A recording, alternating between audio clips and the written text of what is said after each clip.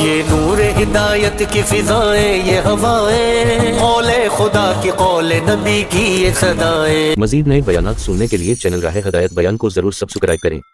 اما بعد فاعوذ باللہ من الشیطان الرجیم، بسم اللہ الرحمن الرحیم۔ والذین جاہدوا فینا لنہدینہم سبلنا وإن اللہ لمع المحسنین۔ وقال رسول اللہ صلی اللہ علیہ وسلم: لغدوة فی سبیل اللہ او روحة خیر من الدنیا وما فیها۔ وقال علیہ الصلاة والسلام: من انضرت قدماه في سبيل الله حرمهم الله على النار۔ وقال عليه الصلاة والسلام: لموقف ساعة في سبيل الله خير من قيام ليلة القدر عند الحجر الأسود، أو كما قال عليه الصلاة والسلام۔ میرے محترم بھائیو، دوستو، بزرگو، عزیزو، اللہ کے راستے کی نقل و حرکت سارے عالم سے ارتداد کے خاتمے کا اور سارے عالم میں دین کے قائم کرنے کا یقینی سبب ہے۔ اللہ کے راستے کی نقل و حرکت یہ سارے عالم سے ارتداد کے خاتمے کا اور اللہ کے دین کو سارے عالم میں قائم کرنے کا یقینی سبب ہے۔ حضرت محمد صلی اللہ علیہ وسلم نے ساری امت کو متحرک بنایا تھا۔ امت کا ہر فرد اللہ کے دین کی نسبت پر نقل و حرکت پر تھا۔ کیا مرد، کیا عورت، کیا بڑے، کیا چھوٹے، کیا علماء اور کیا غیر علماء، کیا عوام و خواص، 100% امت اللہ کی نسبت پر نقل و حرکت پر تھی۔ اس لیے کہ دین کے قیام کا اور دین کی حیات کا راستہ ہی اللہ کے دین کی نقل و حرکت ہے۔ دین کا قیام دعوت ہے اور دعوت کا قیام نصر و خروج ہے۔ دین کا قیام دعوت ہے اور دعوت کا قیام نصر و خروج ہے۔ اس لیے دور نبوی میں مسلمانوں میں کوئی فرد ایسا نہیں تھا جو اللہ کے دین کی نقل و حرکت سے پیچھے رہے یا اللہ کے دین کی نقل و حرکت میں تاخیر کرے۔ اس کا ایمان والوں کے درمیان کوئی تصور بھی نہ تھا۔ ایمان والوں کے درمیان اس کا کوئی تصور نہ تھا کہ کوئی مسلمان اللہ کے راستے کی نقل و حرکت سے پیچھے رہ جائے، کوئی مسلمان اللہ کے راستے کے نفر و خروج سے دیر کر دے۔ اس بات کا تصور ایمان والوں کے درمیان نہیں تھا، بلکہ یہ بات طے تھی کہ اللہ کے راستے کی نقل و حرکت میں تاخیر کرنا یا پیچھے رہ جانا نفاق والوں کی واضح اور ظاہری علامت تھی۔ نفاق والوں کی انتہائی واضح اور ظاہری علامت اللہ کے راستے کی نقل و حرکت سے پیچھے رہ جانا یہ تھی۔ ورنہ منافقین کی عبادات کا یہ حال تھا مدینہ منورہ کے دینی عمومی ماحول کی وجہ سے کہ کوئی منافق بھی مسجد کی جماعت نہیں چھوڑ سکتا تھا۔ کوئی منافق بھی مسجد کی جماعت نہیں چھوڑ سکتا تھا۔ دین کا عمومی ماحول تھا، اس لیے منافقین بھی احکام دین پر بظاہر قائم تھے، لیکن اللہ کے راستے کی نقل و حرکت اور اللہ کے راستے کا نفر و خروج یہ موقع تھا نفاق والوں کے نفاق ظاہر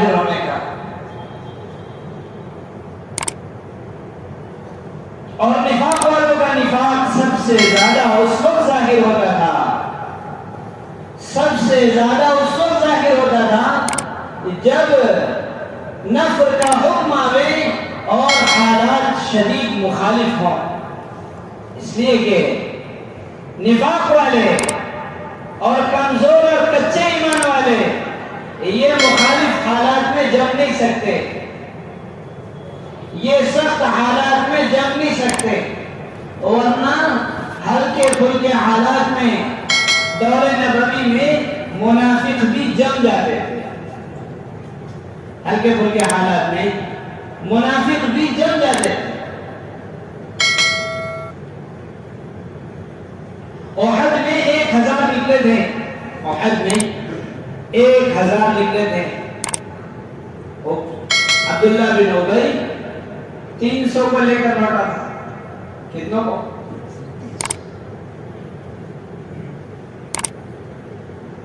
میرے بھائیو عزیزو، جب حالات مخالف ہوں اور اسباب نہ ہوں، ماحول ساتھ نہ دیتا ہو، گھروں کے حالات ٹھیک نہ ہو، ان حالات میں ایمان والوں کا اور نفاق والوں کا فرق ہو جاتا ہے۔ بلکہ میں آپ سے کیا عرض کروں، دین کا اتنا بڑا شعار اللہ کے راستے کا نفر و خروج تھا کہ ان سخت حالات میں بھی منافقین کی یہ ہمت نہ تھی کہ ان حالات کی وجہ سے خود رک جائیں، جھوٹے جھوٹے عذر اور بہانے بنا بنا کر آتے تھے اور عذر پیش کر کر کے پیچھے ہٹتے تھے، خود سے رہ جاوے، اس کا تصور منافقین میں بھی نہیں تھا، اور بعض تو سچے آدھار لا کر پیش کرتے تھے، لیکن اللہ کے راستے کی نقل و حرکت میں کوئی عذر مانع نہیں ہے۔ کچھ آگے یوں کہتے ان بیوتنا عورا، ہمارے گھر محفوظ نہیں، فرمایا وما ہی بعورا، ان کے عذر جھوٹے ہیں، ان کے عذر۔ کچھ نے آ کر کہا لا تنفروا فی الحر، ایک عمومی فرا چلا دی کہ اتنی سخت گرمی، اس سخت گرمی میں یہ نکلنے کا وقت نہیں ہے، اس وقت نہ نکلو، اور حقیقتاً انتہائی سخت گرمی تھی، انتہائی سخت گرمی تھی، لیکن اللہ کی طرف سے امر آیا قل نار جہنم اشد حرا، نبی آپ ان سے یہ بتائیں، ان سے یہ کہیں کہ جہنم کی گرمی اور جہنم کی آگ اس سے کہیں زیادہ سخت ہے۔ جد بن قیس آئے، ابھی تک منافق تھے، بعد میں اسلام قبول کر لیا، آ کر کہنے لگے وَمِنْهُمْ مَنْ يَقُولُ اُذَنِّي وَلَا تَفْتِنِّي، اللہ نے کہا کہ ان منافقین میں سے ایک نے آ کر کہا اِذَنْ لِي وَلَا تَفْتِنِّي، نبی آپ ہمیں اجازت دے دیں، ہمیں فتنے میں نہ ڈالیں۔ اس نے کہا انی افتتن بنساء بنی الاصفر، آپ ملک شام بھیج رہے ہیں، وہاں کا حسن میں برداشت نہیں کر سکتا، مجھے فتنے میں نہ ڈالو، مجھے فتنے میں نہ ڈالو، وہاں کی عورتوں کا حسن و جمال میں برداشت نہیں کر سکتا، میں فتنے میں پڑ جاؤں گا۔ اللہ نے کہا الا فی الفتنۃ سقطوا، کان کھول کے سنو، یہ اللہ کے راستے کا خروج چھوڑ کر بڑے فتنے میں پڑ گئے، اللہ کے راستے کا خروج چھوڑ کر یہ بڑے فتنے میں پڑ گئے۔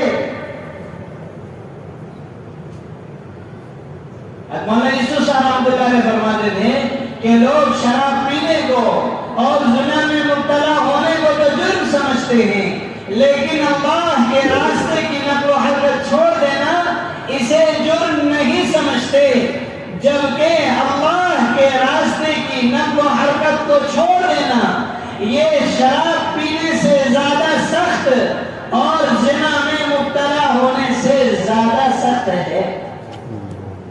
اس سے انکار نہیں کہ زنا کبیرہ گناہ ہے، اور شراب پینا کبیرہ گناہ ہے، لیکن فرماتے یہ کرنے والے کا اپنا عمل ہے۔ اگر اللہ کے راستے کی نقل و حرکت چھوڑ گئی تو فرد و فرد کا زنا اور شراب عام نہیں ہوگا، بلکہ ساری دنیا میں زنا اور شراب عام ہو جائے گا۔ اور فرمایا محنت چھوٹی اور ساری دنیا میں زنا، بے حیائی اور شراب اور حرام خوریاں عام ہو گئی۔ میرے بھائیو عزیزو، سارے عالم میں دین کی اقامت کا اور دین کے احیاء کا اور بے دینی اور غفلت کے خاتمے کا، کفر و شرک، الحاد اور ارتداد کے ازالے کا سب سے بڑا اور سب سے یقینی سبب اللہ کے راستے کا نفر و خروج ہی ہے۔ یہی طریقہ دور نبوی کا اور یہی طریقہ دور خلفاء اور دور صحابہ کا ہے۔ امت اس وقت تک کامیاب نہیں ہو سکتی جب تک وہ نہ کرے جو پہلوں نے کیا ہے۔ لن يصلح آخر هذه الأمة إلا بما صلح به أولها۔ اس امت کی ساری خیر اور اس امت کی ساری صلاح و فلاح اور اس امت کی ساری افضلیت و خیریت وہ دعوت اللہ اور دعوت اللہ کی نسبت پر نقل و خروج اور نقل و حرکت میں چھپی ہوئی ہے۔ میرے بھائیو عزیزو، میں آپ سے کیا عرض کروں، ساری دنیا میں نقل و حرکت کے سوا اور نقل و خروج کے سوا کوئی امید اور کوئی آسرا نہیں ہے۔ کوئی امید، کوئی آسرا ساری دنیا میں اس محنت کے سوا اور نہیں ہے۔ یہ بات ایک حقیقت اور یہ بات ایک واقعہ ہے۔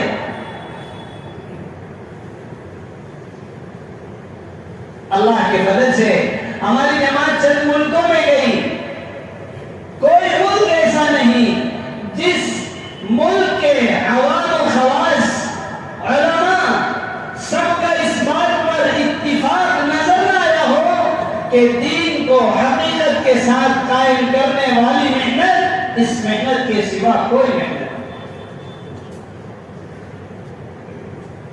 ہمیں تو اپنے ملک میں رہتے ہوئے کچھ مدارس، کچھ خانقاہیں اور کچھ دینی مراکز نظر آتے ہیں، اور نہ سارا عالم خالی ہے، اس محنت کے سوا کوئی سہارا انہیں نظر نہیں آتا۔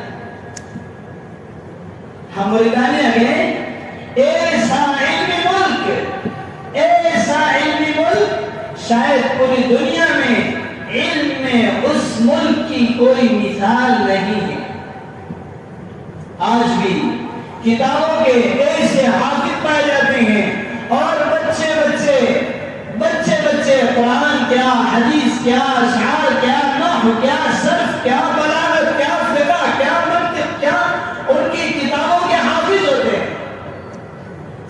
ایسی زندگیاں سادہ اور ایسا اسلاف کا نمونہ پیش کرتے ہوئے نظر آتے ہیں، لیکن میرے بھائیو عزیزو، حقیقی سنت اور حقیقی محنت ان کی زندگیوں میں مفقود اور خالی نظر آتی ہے۔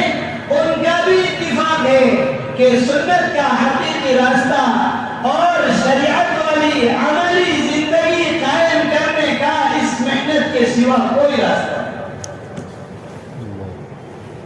ہم لوگ تو ایسے علاقوں میں گئے کہ اس علاقے میں ہم سے بتایا گیا کہ اس علاقے کا ہر بچہ حافظ ہے، اس علاقے کی ہر بچی حافظہ ہے، اس علاقے کا ہر بچہ بچی دین کا موٹا علم رکھتے ہیں، بے شمار علماء اور فقہاء اور شعراء، لیکن اس علاقے والوں کا بھی اتفاق اس بات پر کہ دین حقیقت کے ساتھ زندہ کرنے کا اس محنت کے سوا کوئی راستہ نہیں۔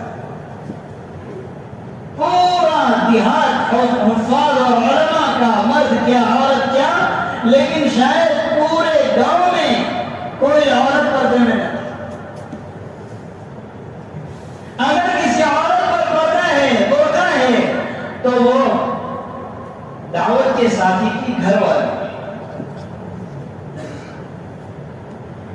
شاید پورے گاؤں میں کوئی گھر ایسا نہ ہو جس گھر میں ٹی وی نہ ہو، اور اس گھر میں کیا مرد عورت بچے بیوی شوہر سارے مل کر ٹی وی دیکھتے ہیں، اسے کوئی برائی نہیں اور سب حافظ ہیں۔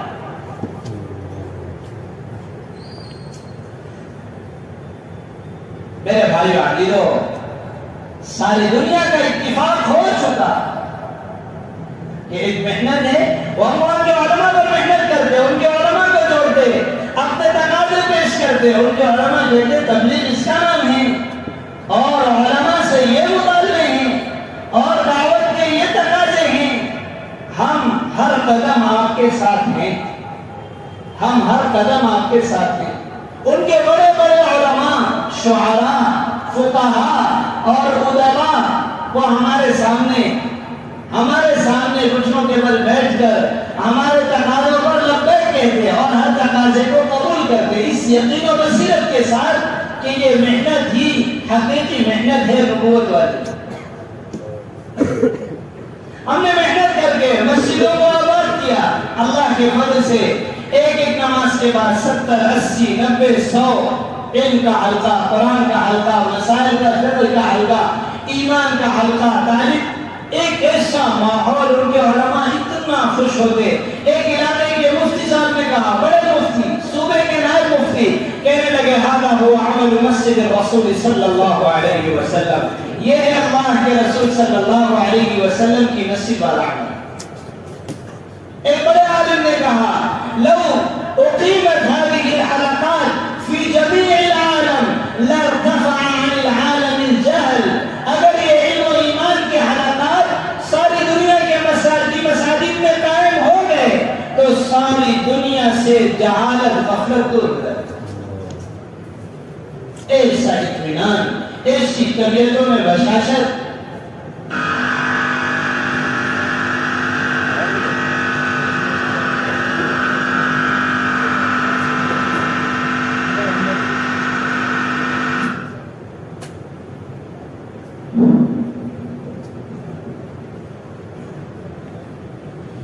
اس لیے میرے بھائی عزیزو، اللہ تعالیٰ نے بہت عظیم محنت دی ہے اور بہت عظیم کام دیا ہے، بہت عظیم کام دیا ہے۔ ہم سوڈان آئے تو سوڈان میں ہمارے پاس ساتھی آ کر کہنے لگے کہ ہمارے یہاں ایک علاقہ ہے، اس علاقے میں انتداد عام ہو گیا، یورپی لڑکیاں آ کر چند ڈالروں پر لڑکے لڑکیوں کا، مرد و عورت کا ایمان خرید لے جاتی ہے، نصرانیت عام ہو رہی۔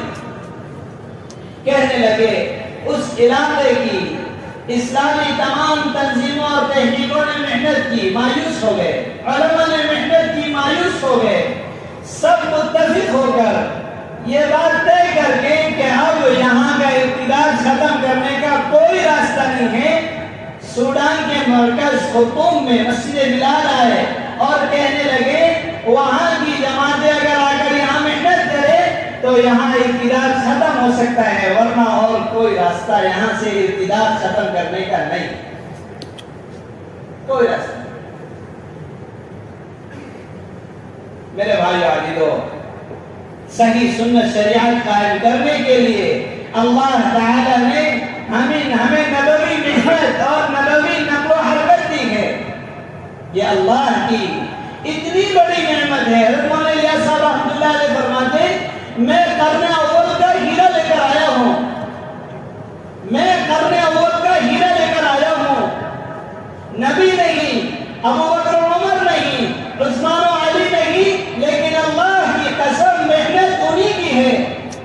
اور پھر اللہ کی قسم اگر اس محنت کا حق ادا ہو گیا تو اللہ تعالیٰ ابو بکر جیسے کھڑا کر دیں گے، اللہ تعالیٰ عمر و عثمان اور علی جیسے کھڑا کر دیں گے۔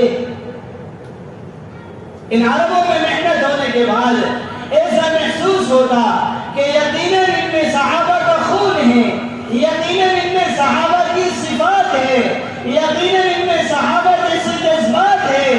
کوئی محنت کر کے ان کا رخ موڑ دے، کوئی محنت کر کے انہیں حقیقی محنت پر کھڑا کر دے تو ایسے جذبات اور ایسی صلاحیتوں کے ساتھ آتے ہیں کہ صحابہ کی جھلکیاں نظر آنے۔ عرب تو عرب ہیں، عرب تو عرب ہیں. سودان میں بھی ہمیں بہت صحابہ کی اولادیں ہیں. زبیر بن عوام رضی اللہ عنہ کی خاندان کے، حذیفہ بن الیمان رضی اللہ عنہ کی خاندان کے، اور بڑی صلاحیتوں والے، ایسے استعداد والے، ایسا بھی ہمیں ایسے بھی لوگ ملے. اگر کھڑے آپ تشکیل کر دو، ترغیب دے کر آپ کو یہیں سے سال میں جانا ہے، تو وہ گھر نہیں جائیں گے پلٹ کے، وہی سے سال میں چلے جائیں. ایسی صلاحیت والے، ایسی استعداد والے. ہم نے تقاضا رکھا کہ ہمیں مدارس میں طلبہ اور علماء کی محنت کرنی ہے، جیسے آپ کے ہم کی 4-5 سال پہلے. ہم نے تقاضا رکھا ہمیں انہیں جوڑنا ہے. کہا کیسے قابو میں آئے گا؟ ہم نے کہا آپ لوگ ہاں ہاں کرتے رہیے، باقی اللہ کے فضل سے ہم محنت کریں گے، کوشش کریں گے، دعا کریں گے، اللہ قابو میں نہ رہیں گے. 9 دن میں ہم نے 200 مدارس کی ملاقاتیں کی، دور دور سینکڑوں کلومیٹر گھوم کر انہیں جمع کیا. ہم نے تو 2000 طلبہ اساتذہ جڑ گئے. جو تقاضا ان کے سامنے رکھا گیا، ان طلبہ سے جو کہا گیا، ان اساتذہ سے جو کہا گیا، اس پر وہ تیار. تعلیم و تعلم کا صحیح طریقہ بھی نہیں جانتے، کتابوں کا ادب نہیں جانتے، قرآن کریم کا ادب نہیں جانتے، پہننے کا ادب نہیں جانتے، رہنے کا ادب نہیں جانتے. ایک ترغیب میں سارے مدرسے کے طلبہ اساتذہ تبدیل ہو جائے. آپ دوسرے وقت اس مدرسے میں آ جائیں، سارا نظام بدل جائے.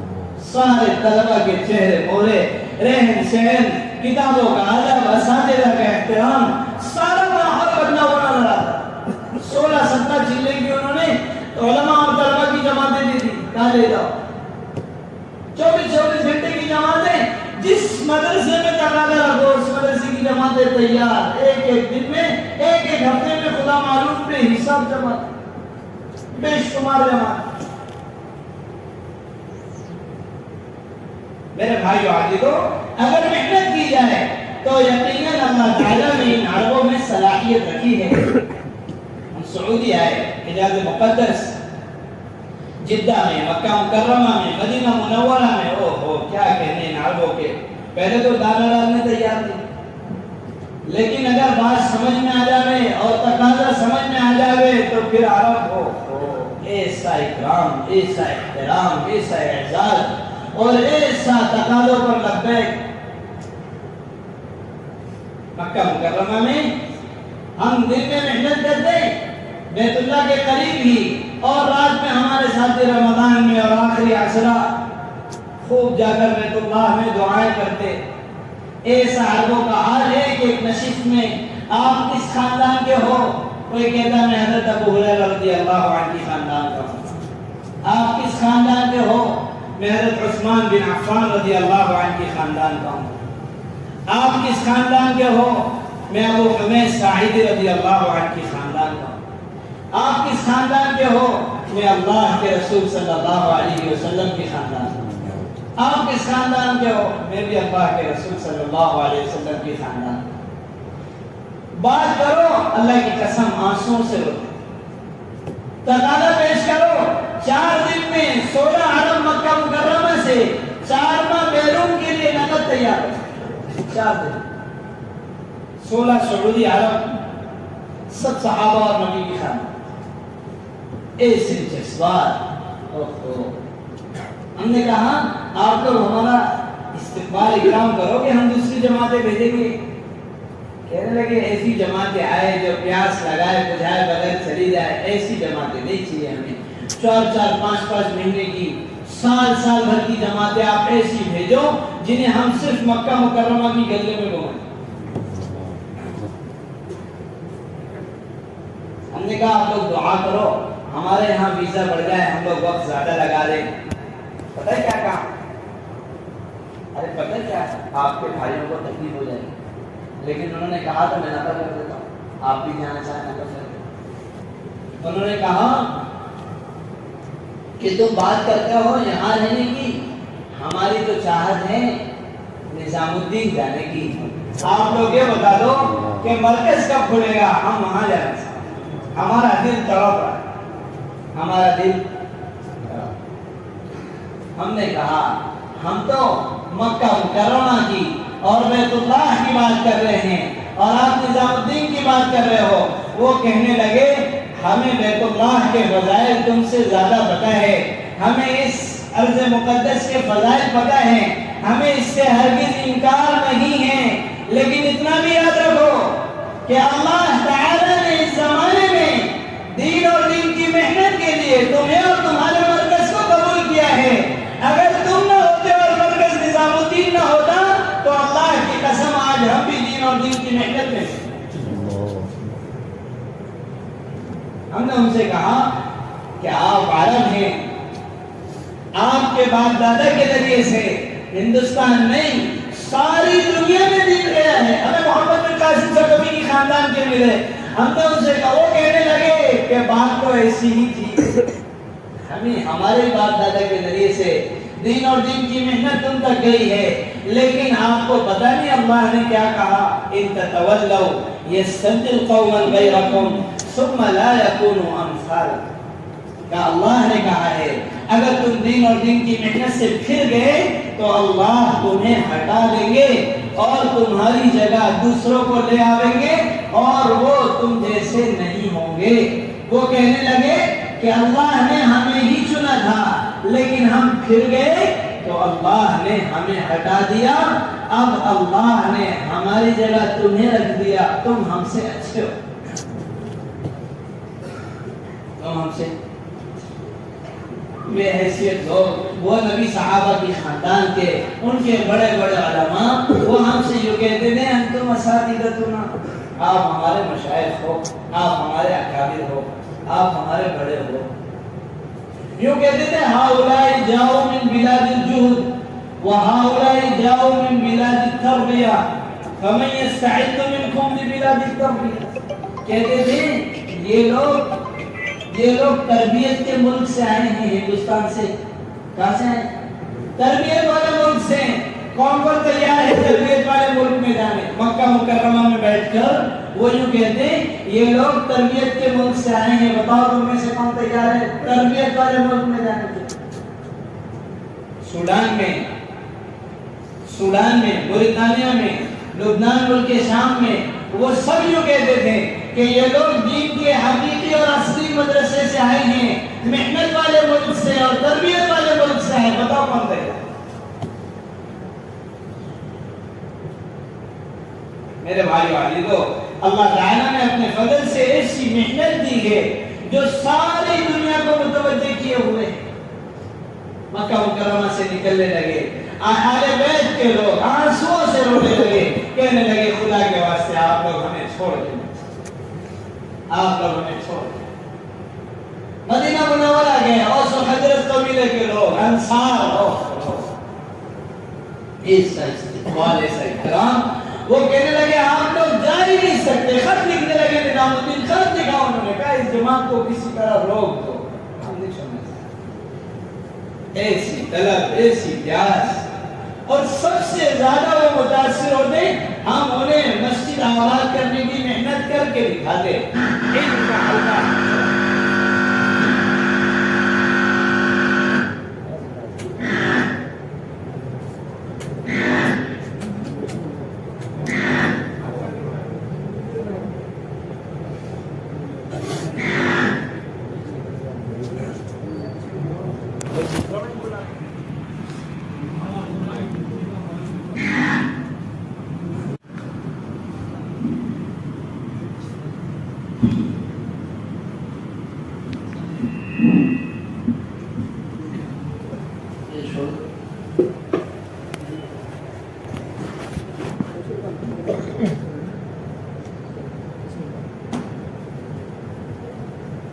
میرے بھائیو عزیزو، ہم طے کریں کہ اللہ تعالیٰ نے ہمیں بہت بڑی نسبت دی ہے کام کی، اور بہت بڑی نسبت دی ہے مرکز نظام الدین کی۔ اس پر اللہ کا جتنا شکر ادا کیا جائے اتنا کم ہے۔ ہمیں یہاں رہ کر اس کی قیمت پتہ نہیں، دنیا میں جا کر اس کی قدر پتہ چلتی ہے۔ ہم مدینہ منورہ سے لبنان گئے، ملک شام، ملک شام انبیاء کا شہر، صحابہ کی بستی۔ سبحان الذي أسرى بعبده ليلا من المسجد الحرام إلى المسجد الأقصى الذي باركنا حوله. ایسی برکتیں اللہ نے اتاری ہے اس جگہ پر، ایسی برکتیں، ہر چیز میں برکت، ہر چیز میں برکت، بہت برکت دی اللہ نے. چھوٹا سا ملک 200-250 کلومیٹر کا، اس طرف فلسطین اور اس طرف دمشق سوریہ، ایسا نعمتوں والا ملک، ایسی برکتوں والا، اتنے انبیاء صحابہ چھوٹے سے علاقے میں. یوشع بن نون علیہ السلام کی قبر، حضرت الیاس علیہ السلام، حضرت ذوالکفل علیہ السلام، بے شمار انبیاء صحابہ. خالد بن ولید رضی اللہ عنہ کا فتح کیا ہوا، حضرت ابو عبیدہ بن جراح رضی اللہ عنہ کی محنت، حضرت شرحبیل بن حسنہ، حضرت مثنى بن حارثہ رضی اللہ عنہ، بے شمار صحابہ کی قربانیاں اور محنتیں. لیکن اس وقت ملک میں محنت اور دین چھوٹنے کی وجہ سے ایسا حال بنا ہے پورے ملک کا، اور ایسا تہس نہس ہو گیا ہے جس سے بیان نہیں. ضرب الله مثلا قرية كانت آمنة مطمئنة يأتيها رزقها رغدا من كل مكان فكفرت بأنعم الله فأذاقها الله لباس الجوع والخوف. فرمایا اللہ تعالیٰ نے ایک مثال بیان کی اللہ نے ایسی بستی کی جو بہت نعمتوں میں، راحت میں، اطمینان میں، چین سکون میں، تمام تر عافیت اور نعمت کے اسباب میں، یأتیها رزقها رغدا من کل مکان، زمین آسمان سے نعمتوں کی بارش ہو رہی ہے ان پر، لیکن فرمایا فکفرت بانعم اللہ، انہوں نے اللہ کی نعمتوں کی ناشکری کر دی. فَأَذَاقَهَا اللَّهُ لِبَاسَ الْجُوعِ وَالْخَوْفِ، تو اللہ تعالیٰ نے ان پر بھوکمری بھی مسلط کر دی، اور اللہ تعالیٰ نے ان کے دلوں میں غیروں کا خوف بھی مسلط کر دی. پورا ملک اس وقت تباہ و برباد ہو گیا. آج سے 4 سال پہلے تک اس ملک کو وہ پیرس آف دا عرب کہتے تھے، دنیا کے یورپی بڑے بڑے ملکوں کو ہر اعتبار سے ٹکر دیتا. لیکن آج حال ایسا برا ہو گیا، ایسی بے حیائی کے عام ہونے کی وجہ سے، عریانیت فحاشی کے، کہ اس پورے ملک میں بمشکل 2-3 گھنٹہ لائٹ رہتی، پورے ملک میں پینے کا پانی میسر نہیں ہے. ایسی کرنسی لو ہو گئی، ایسی زندگیاں اجڑ گئی، ہر کوئی اپنی بدحالی پر ماتم کر رہا. ایسی برائی عام جسے بیان نہیں کیا. انبیاء کی قبریں جن علاقوں میں، انبیاء کی محنت کے جو علاقے، وہ عیاشیوں کا اڈا بنے.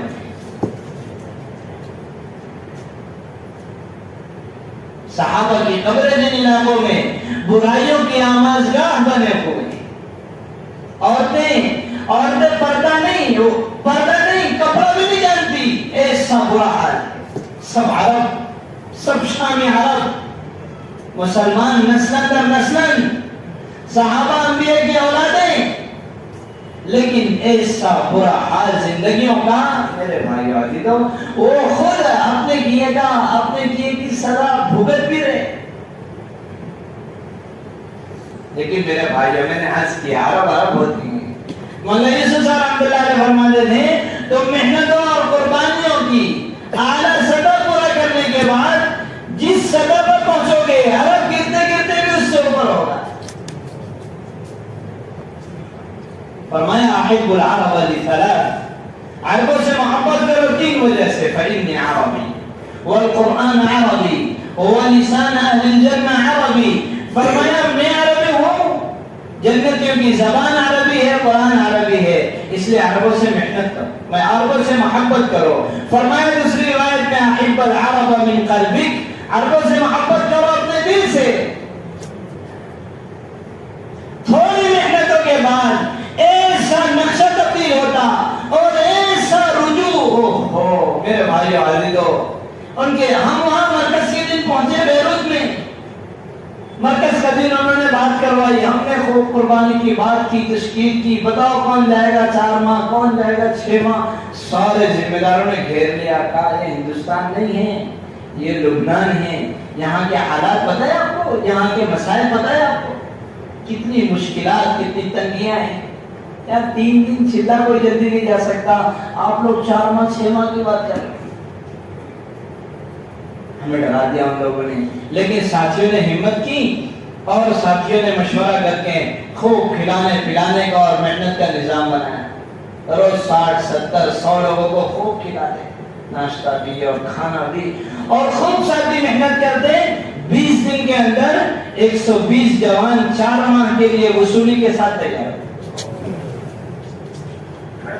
روڈوں پر جیسے لڑکے بڑے ہوتے ہیں، بے حیائیوں میں ایسی لڑکیاں، ایسی برائی کھینچ کھینچ کر انہیں لاتے. وہ چھوٹی چھوٹی چڈیوں میں انہیں سمجھاتے بجھاتے، ان کی خوشامد کرتے. ایک ترغیب میں واللہ میں بتا رہا ہوں زندگی بدلنے تیار. ایک ترغیب. حالانکہ ان کا حال یہ کہ ان عرب جوانوں کو جن کی زبان عربی، سب کچھ عربی، ہم ان کی خوشامد کر کے مسجد لاتے. ہم کہتے نماز پڑھ لو تو وہ کہتے کون سی نماز پڑھ لو. ہم کہتے عصر پڑھ لو تو وہ کہتے کتنی رکعت پڑھ لو. اور 4 رکعت پڑھ لو تو وہ کہتے کیسے پڑھیں. عرب کہتے ہمیں نماز نہیں آتی. ہمارے ساتھی انہیں وضو کرواتے، انہیں لنگی پہناتے، انہیں نماز سکھاتے. ایک جوان کو رات گیا ہے 1:30-2 بجے، اس سے نماز پڑھنے کا کام نہیں ہے. سورہ فاتحہ پڑھو. ہمارے ساتھی نے کہا ایسا کلمہ پڑھو. کہا نہیں. اور اس کی زبان کہا نہیں. ہمارے ساتھی نے اسے کلمہ رٹایا. آدھا پون گھنٹے میں صرف اس کا کلمہ سے، آدھے پون گھنٹے میں اس کا کلمہ سے پورا بدن ٹیٹو بنا ہوا، چھوٹے چھوٹے ایک دم عجیب زندگی. سارا یورپ پھر ان کے ساتھ. اللہ نے اعلیٰ درجے کی خوبصورتی دی. ان کی خوشامد کر کر کے انہیں کھینچ کھینچ کے مسجد لاتے ہیں. پورا مسجد کا ماحول بدل جاتا. انہیں کھلاتے پلاتے، تشکیلیں کرتے. ان کے جوان کچھ نہیں، اسباب نہیں. زندگی کا معیار تو بہت اعلیٰ، لیکن اس وقت مالی اعتبار سے اتنی تنگی کا شکار. ان کو ترغیب دیتے، تشکیل کرتے. وہ روتے روتے کہتے ہم تیار ہیں. ہم یاد دلاتے ان کے باپ دادا کی محنتیں. وہ روتے روتے ہر تقاضے پر تیار ہوتے ہیں. 20 دن میں 120 جوان انتہائی تنگیوں کے ساتھ 4 ماہ کے لیے تیار ہوتے. اجتماع ہوا، 8 جماعتیں اللہ کے فضل سے اس میں سے نکل. ایسا ماحول بنا، ایسا متوجہ ہوئے. جہاں محنت کر کے خوشامد کر کے لے آؤ وہاں تیار. کوئی ان پہ محنت کرنے. پورے ملک میں میرے بھائی عزیزو کیا عوام، کیا علماء. علماء کے بدن چہرے پر سنت دیکھنے ترس جاؤ. حدیثین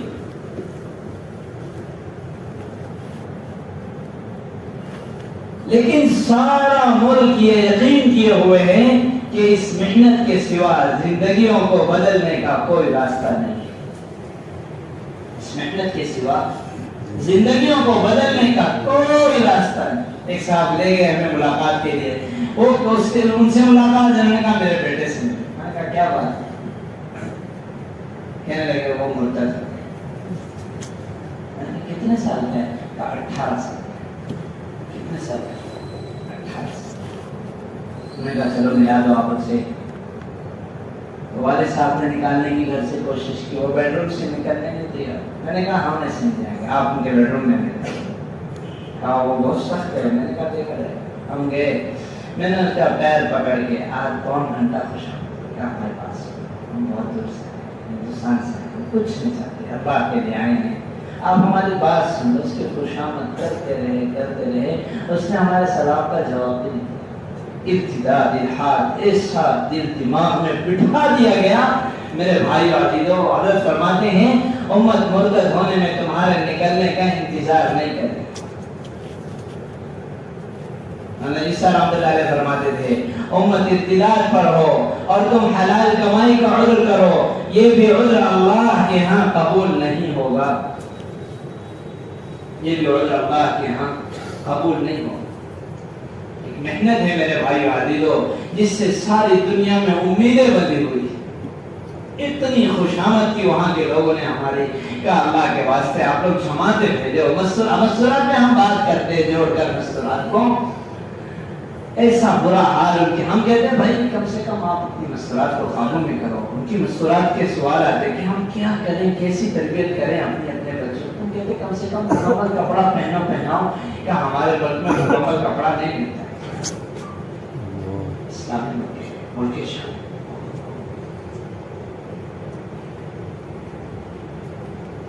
میرے بھائی اور عزیزو اب غفلت کا وقت نہیں ہے, اب پیچھے ہٹنے اور بیٹھنے کا وقت نہیں ہے. اگر اب بھی ہم نے غفلت کی تو یہی اللہ کی پکڑ کا سبب بنے گا. یہی اللہ کی پکڑ کا سبب بنے گا. یہ موقع اس کا ہے کہ ہر کوئی اپنی سطح کی قربانی دینے تیار ہو اور آگے بڑھے. اس محنت کے سوا ارتداد کے خاتمے کا کوئی راستہ نہیں ہے. کوئی راستہ اس محنت کے سوا ارتداد کے خاتمے کا نہیں. کوئی راستہ. صاف بات. اللہ تعالی اس نقل و حرکت کے ذریعے سارے عالم میں حقیقی دین قائم کریں گے. سارے عالم میں حقیقی دین زندہ کریں گے. لیکن قربانی ہمارے عملے کی اعلیٰ درجے کی مطلوب ہے. اللہ کے رسول صلی اللہ علیہ وسلم نے صحابہ کا سب کچھ لگوا دیا, اپنے لیے کسی کا چھوڑا ہی. محنت والے فرمایا محنت والوں کو فاقہ کرنا پڑے گا. محنت والوں کے گھروں کے چولہے بند ہوں گے. محنت والوں کو رات بھاگنی پڑے گی. محنت والوں کو بچے چبانے پڑیں گے. محنت والوں کو کھجور پانی پر گزارا کرنا پڑے گا. اس کے بغیر محنت نہیں چل سکتی. اسباب اگر اللہ کی نسبت پر قربان نہ کیے گئے, اپنے اسباب کو ٹھوکر نہ ماری گئی, میرے بھائیو عزیزو عالم کا باطل تو دور ہے, اپنے دل کا باطل بھی نہیں ٹوٹے گا. اپنے دل کا باطل بھی نہیں ٹوٹے گا. صحابہ سے اسباب کے مقابلے میں قربانیاں دلائی گئی. صحابہ سے اپنی ترتیبوں کے مقابلے میں قربانی دلائی گئی. صحابہ سے ہر حال کے مقابلے میں قربانی دلائی گئی. اس لیے صحابہ بنے اور اللہ تعالیٰ نے سارے عالم میں دین کے احیاء کا اور سارے عالم سے باطل کے اکھڑ جانے کا ان سے کام لیا. ہم چاہتے ہیں ہماری دنیا کا نقصان نہ ہو, ہماری ترتیبیں نہ ٹوٹے, ہمارے اسباب کو ٹھیس نہ پہنچے اور اللہ کا دین زندہ ہو. تو ایسا نہیں ہو سکتا. ایسا نہیں ہو سکتا.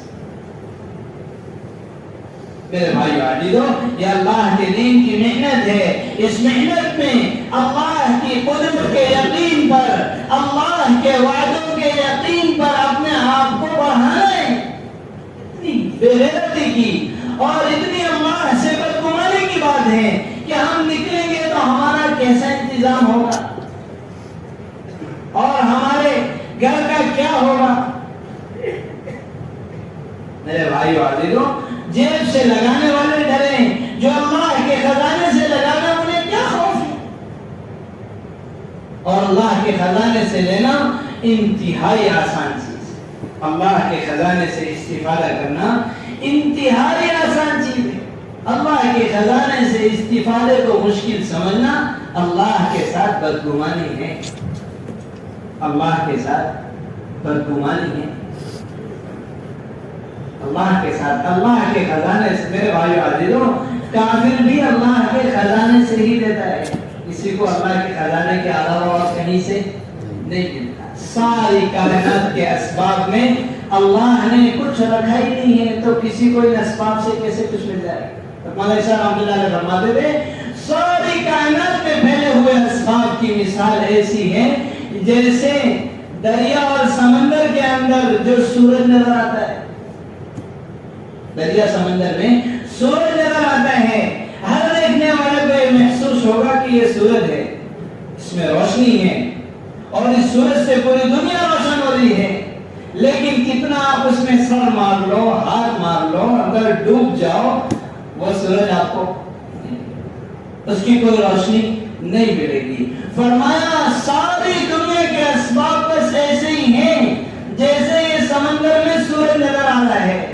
کتنا سر مار لو اور کتنا سر پھوڑ لو ان اسباب کے پیچھے، ان اسباب سے نہیں ملے گا. ملے گا تو اللہ کے خزانے ہی سے ملے گا. ملے گا کس؟ اللہ کے خزانے سے. فرمایا سبب جو اللہ تعالیٰ نے لوگوں کو راضی ہو کر بھی نہیں دیے، ان اسباب سے استفادہ کرنا اللہ کے خزانے سے لوگ آسان سمجھتے ہیں، لیکن وہ عمل جس پر اللہ تعالیٰ نے دینے کا وعدہ کیا ہے، ان اعمال کے ذریعے اللہ کے خزانے سے استفادے کو مشکل سمجھتے ہیں. فرمایا جو اللہ کے دین کی محنت کرے انہیں کیا غم؟ خدا دارم سے غم دارم. بے حیثیت حقیر تلاش فقیر محتاج دنیا کے سیاستدانوں کے پیچھے بھی جو لوگ پھرتے ہیں انہیں فخر ہوتا ہے. ان سے کوئی نہیں پوچھتا کہ تمہارا کام کیسے چلتا ہے، تمہاری ضرورت کیسے پوری ہوتی ہے، تمہارا مسئلہ کیا. سب کو پتا ہے یہ جو فلاں ہے نا یہ اس کے پیچھے گھومتا ہے اور 10 کو اس کے پیچھے لگاتا ہے، اس کی طرف بلانے والا ہے.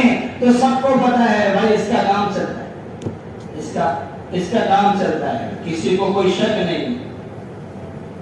کوئی پوچھے گا بھی ارے بولے دیکھ رہا اتنا بڑا نیتا ہے، بولے اس کے پیچھے گھوم رہا ہے، اس کی ضرورت کیا ہے. فرمایا دنیا کے فقیروں اور محتاجوں کی دعوت دینے والے فخر کے ساتھ یہ سمجھتے ہیں اور یقین بھی رکھتے ہیں کہ ان کی طرف دعوت دینے سے ہماری تمام ضرورتیں پوری ہو جائے گی. حالانکہ وہ خود فقیر محتاج اور تلاش ہے. اللہ کی طرف دعوت دینے والے جو زمین و آسمان کو پیدا کر کے ساری دنیا کے انسان و جنات چرند پرند سب کی ضرورت پوری کرتا ہے اور سب کو روزی پہنچاتا ہے، تو اس اللہ کی طرف دعوت دے کر بھی یہ سوچتے ہو کہ ہماری ضرورت کیسے پوری ہو اور ہمارا کام کیسے بنے. کیسی بےایمانی کی بات ہے. لوگ ہم سے پوچھتے تھے کہ آپ لوگ سال لگا رہے ہو اور ایک ملک سے دوسرا ملک، دوسرے سے تیسرا، آپ تو گھوم رہے ہو اس ملک سے وہ، اس کا کیسے انتظام ہوتا ہے؟ ایک جوڑ میں علماء کا جوڑ تھا، ایک مولوی صاحب کھڑے ہو گئے، کہاں من این النفقات، خرچہ کدھر سے آتا ہے اور تم ہماری بھی سال کی تشکیل کر رہے ہو. ارے کدھر سے ہے؟ ہم نے کہا میں بمبئی کا ہوں، اگر یوں کہوں کہ بمبئی میں ایک مالدار آدمی ہے، وہ ہم کو پیسہ پہنچا دیتا ہے اور ہمارا کام نمٹ جاتا ہے، تو آپ مطمئن ہو جاؤ.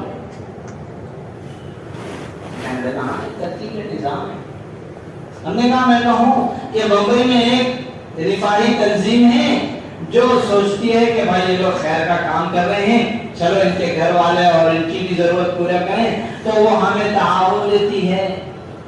ٹھیک ہے نہیں ہے؟ ارے مطمئن ہو جاؤ گے ہو جاؤ گے.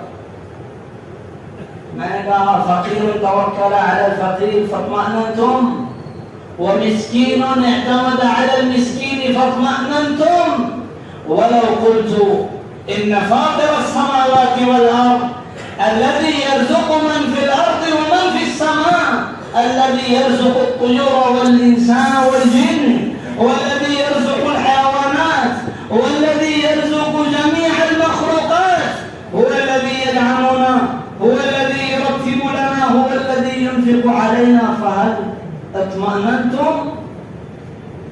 ہم نے کہا اگر یوں کہیں کہ زمین آسمان کا پیدا کرنے والا اللہ جو ساری دنیا کی مخلوقات کو کھلاتا ہے، ان کی ضرورتیں پوری کرتا ہے اور ان کا سارا نظام بناتا ہے، وہی ہمارا نظام بنا رہا ہے، تو آپ کا دل مطمئن ہو جائے گا. فقیر تلاشوں پر ہمارے اعتماد اور بھروسے کی بات کریں تو آپ کا تو دل مطمئن ہو گیا، جبکہ ساری دنیا کے لوگ اللہ کے سامنے محتاج فقیر ہیں، کوئی حیثیت نہیں رکھتے، تو آپ تو مطمئن ہو گئے. اور اگر ہم کہیں اللہ ہمارا نظام بناتا ہے تو مطمئن ہو گئے. ہم نے کہا ہاں مطمئن ہو جاؤ گے، لیکن پھر بھی کہو گے کہ بات تو صحیح ہے، اللہ کرتے ہیں، لیکن کیسے؟ لیکن ہم نے کہا بس اللہ نے یہی کہا ہے یرزقہ من حیث لا یحتسب، کہ اللہ نے کہا ہم دیں گے ایسے کہ تم کو سمجھ میں نہیں آئے. تو سمجھ میں نہیں آ رہا ہے نا، ہم نے کہا سمجھ میں تو نہیں آ رہا ہے کہ بس اللہ نے یہی کہا ہے کہ سمجھ میں نہیں آئے گا. ہمارے بھی سمجھ میں آتا تو تمہارے کیسے؟ ارے سمجھ میں آ رہا ہے. ہمارے ساتھ 8 مولوی تھے ہم لوگ، کوئی امام کوئی مدرس، اسی طرح مولویوں کو تو آپ اچھے سے جانتے ہیں، غریب لوگ ہوتے ہیں. ایک شادی کا خرچہ اجتماعی جو ہوا 4 لاکھ روپے اللہ کے فضل سے، اور باقی جس کا ہوا جو ہوا سب پوچھتے تھے کیسے. ہم نے کہا ہم کو بھی نہیں پتا تو تم کو کیسے پتا ہے. ارے بات سمجھے، ارے کیسے کرتے ہیں اللہ، ارے کیسے کرتے ہیں. اس راستے میں نکلنے والوں کی مدد اللہ اپنی قدرت سے کرتے ہیں، اپنے خزانوں سے کرتے ہیں، اور ایسے کرتے ہیں کہ سمجھ میں. اس لیے زیادہ عقل لگا کے کوئی فائدہ ہے. آخر کچھ تو بتاؤ. ارے کیسے بتاؤ، کچھ تو مطلب جب آپ لوگ وہ ملک میں تھے تو ٹکٹ نکلا آپ آئے. ارے کیسے مطلب کون کرتا ہے؟ اللہ. ارے جائیں گے انشاءاللہ. ارے جائیں گے سب. کہاں جائیں گے؟ میرے بھائیوں نے کوئی ہے ان حالات میں اللہ کی قسم ہر مسلمان کم سے کم اتنی بات طے کر لے کہ ہر سال مجھے 6 مہینے سے کم نہیں کرنا. 6 مہینے سے کم. اس سے تو نیچے کوئی بات ہی نہیں ہے. اس سے تو نیچے کوئی بات نہیں ہے. کوئی یعنی ایسا ماحول ہو مسلمانوں کے بیچ میں کہ سال میں 6 ماہ سے کم لگانے والا اپنے آپ کو بڑا مجرم اور کوتاہ سمجھے. اللہ تعالیٰ نے دین کی ذمہ داری دی، حضرت محمد صلی اللہ علیہ وسلم کو امتی بنایا، پھر بھی دنیا جمع کرے، پھر بھی دنیا کی کچرے اور گندگی میں پھنسا رہے. میرے بھائی عزیزو، ایسی عظیم محنت جس پہ اللہ تعالیٰ دنیا آخرت سب چمکانے والے ہیں، ایسی محنت چھوڑ کر اس گندی دنیا میں لگے ہوئے. ایک ایک مسلمان کو سمجھایا جائے کہ کم سے کم تمہاری زندگی مہینے سال کا 6 ماہ تو اللہ کی نسبت پر فارغ ہو. اس سے نیچے میرے بھائی والی تو کوئی بات نہیں. ارے کرتے نہیں کون کون کرتا ہے. ارے کائی کی نیت کر رہے مانو کم سے کم کیا ہے. اس سے نیچے کوئی بات نہیں ہے. یہ آخری بات یہ کیا ہے، اس سے نیچے کسی مسلمان کی کوئی بات نہیں ہے. میرے بھائیوں، چلے کا نام زبان پہ لاتے ہوئے اللہ کے واسطے شرمایا کرو، 100 بار استغفار کیا کرو. اگر چلہ زبان پر آ جائے ڈرا کرو اللہ سے. امت ہو رہی ہے مرتد اور امت جا رہی ہے گمراہی میں اور آپ چلے نہ پڑے ہوئے. کسی غلط بات، کسی غلط اور کسی افسوس کی اور 1000 بار استغفار کرنے کی بات. اس لیے آپ طے کر لو کہ انشاءاللہ ہر سال 6 ماہ. میرے بھائیو عزیزو، دور نبوی میں جس طرح 100% مرد اللہ کے دین کی محنت پر مجتمع ہیں، اسی طرح 100% عورتیں بھی اللہ کے دین کی محنت پر مجتمع تھی. جس طرح ایک ایک مرد کا جذبہ یہ تھا کہ دین سارے عالم میں زندہ ہو جاوے اور اللہ کے راستے میں میری قبر بن جاوے، اسی طرح 100% عورتوں کا جذبہ بھی یہی تھا کہ سارے عالم میں اللہ کا دین زندہ ہو، میری جان و مال اللہ کی نسبت پر کھپ جائے. میرے بھائیو عزیزو، اگر مستورات کی محنت کو 2 نمبر کا کام بنا دیا گیا تو آپ سمجھ لینا امت کے ارتداد اور امت کے بے حیائی کے عام ہونے کا سبب ہم ہی بنیں گے. جتنا بگاڑ امت میں ہے، وہ مستورات کی لائن سے ہے. اس امت کا بڑا فتنہ عورتیں ہیں، شیطان کا بڑا فندہ عورتیں ہیں. اگر ہم نے انہیں دین کی محنت پر اور دین کی ذمہ داریوں پر قائم نہ کیا، میرے بھائیو عزیزو، ساری بے حیائی اور ساری فحاشی کا سبب ہم بن جائیں گے. 100% عورتیں اللہ کے دین پر اور اللہ کے دین کی محنت پر مشتمل تھیں. اللہ کے رسول صلی اللہ علیہ وسلم کا کوئی خروج ایسا نہیں ہے جس میں آپ کے ساتھ مستورات نہ رہی ہوں، ایک خروج ایسا نہیں۔ جس طرح مکہ مکرمہ کی سے مدینہ منورہ کی ہجرت مردوں نے کی، اسی طرح عورتوں نے کی۔ جس طرح حبشہ کی دونوں ہجرت مردوں نے کی، اسی طرح حبشہ کی دونوں ہجرت عورتوں نے کی ہے۔ ام عطیہ انصاریہ آ کر اللہ کے رسول سے کہنے لگی ہم اور انصار کی عورتیں نکلنا چاہتی ہیں۔ آپ نے کہا ضرور نکلو۔ کہتی ہے میں 7 مرتبہ اللہ کے رسول صلی اللہ علیہ وسلم کے ساتھ نکلی۔ بنو غفار کی ایک عورت اپنے قبیلے کی عورتوں کو لے کر آئی، کہا ہم سب آپ کے ساتھ نکلنا چاہتے ہیں۔ اللہ کے نبی نے فرمایا علی برکت اللہ، اللہ کا نام لے کر سب نکل جاؤ، اللہ کا نام لے کر سب نکل جاؤ۔ میرے بھائیو عزیزو، دودھ پلانے والے عورت کے دل کا جذبہ یہ ہوتا تھا کہ اگر میرے 4 لال ہیں تو چاروں کے چاروں اللہ کے نام پر قربان ہو جائے، چاروں کے چاروں اللہ کے نام پر قربان ہو جائے۔ ام حرام بنت ملحان بیرون کے تقاضے پر اپنے آپ کو انہوں نے خود پیش کیا اور دوسری جماعت نے بھی پیش کیا۔ اللہ کے رسول صلی اللہ علیہ وسلم نے کہا بس انت من الاولین ولست من الاخرین، تم تو میری جماعت ہی میں ہو۔ اسی میں وہ شہید بھی ہو گئے اللہ کے فضل سے۔ جہاں حضرت معاویہ رضی اللہ عنہ کے ساتھ سوار ہو کر قبرص گئی، اس جگہ ہماری جماعت تھی، لیکن وہ جگہ برائی کا اڈا بن گئی۔